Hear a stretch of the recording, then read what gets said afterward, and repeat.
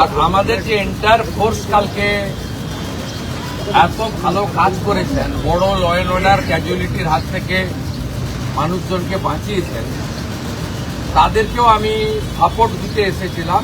বলেছিলাম গভর্নমেন্ট আপনাদের সঙ্গে আছে, আপনারা law enforcing authority under BNS এবং জনস্বার্থে আপনারা কাজ করবেন ভয়মুক্ত হয়ে। আপনাদের হোম মিনিস্টার তথা চিফ মিনিস্টার আপনাদের সাথে আছে, নগরপালের নেতৃত্বে এন্টায়ার ডিপার্টমেন্ট আপনাদের পাশে আছে। ওদের প্রাইমারি মেডিকেল ট্রিটমেন্ট হয়েছে, একজন দুজনের ইনজুরি ক্ষতও আছে, আমি দেখেছি নিজের চোখে।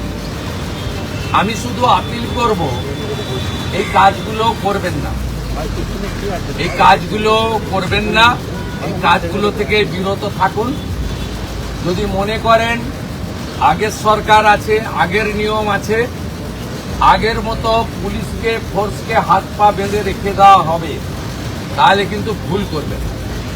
তো ক্লিয়ার মেসেজ, জিরো টলারেন্স এই ধরনের ভ্যান্ডালিজম, হুলিগানিজম, রাউডিজম এবং anti national, anti social activity we are not allowed.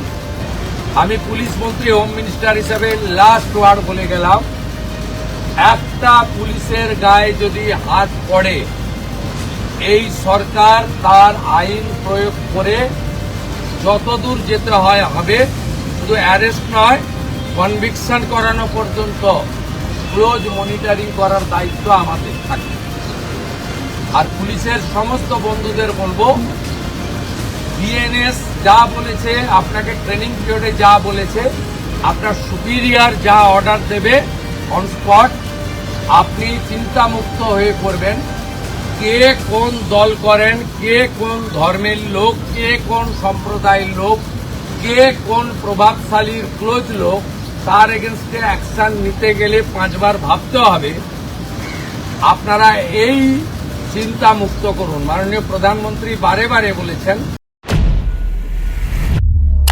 দেখতে থাকুন বাংলা জাগো।